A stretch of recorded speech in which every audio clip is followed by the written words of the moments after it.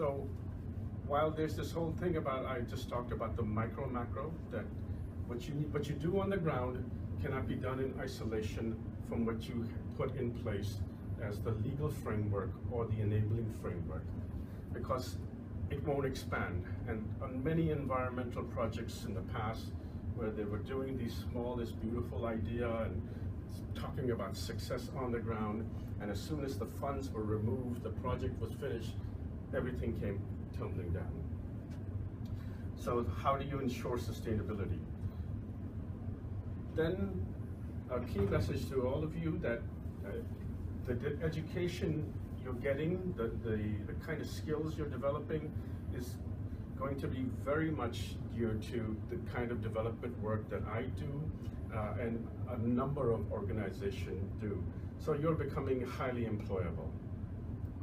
So don't worry about it.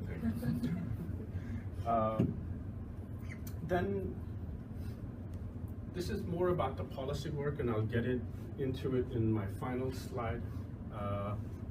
How do you now much better bring your social policy together with your environmental policy? So what if one example is that I need to, let's say, reforest an area, but instead of getting a contract with a company, I hire the local community and the poor to do the planting for me. So I'm achieving double outcomes. I'm helping people to earn an income, but I'm also rehabilitating my forest. Think about many other ways that you can do this. That's the wave of the future. That's where we're heading. And policy, okay. Right. And it's not just about like coming up with these ideas. How do you get them actually mainstreamed into how the governments are approaching? So I'm just going to go through this because this is kind of like how the UNDP and our partners are getting together to help support the implementations of the SDGs. One idea is your country ready for the SDGs? What are the capacities you need? What kind of skills do you need?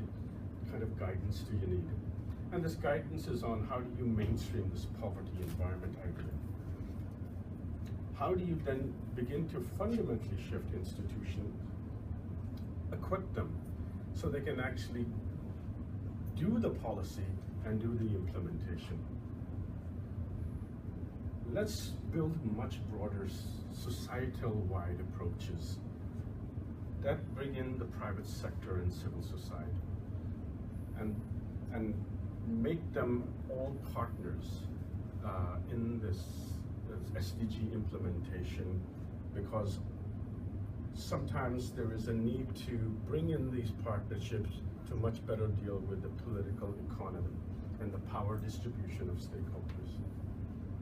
There's going to be a whole lot of work that I'm supporting and financing, trying to bring climate finance or environmental finance to do development work, and bringing development finance to fund a much more environmental side.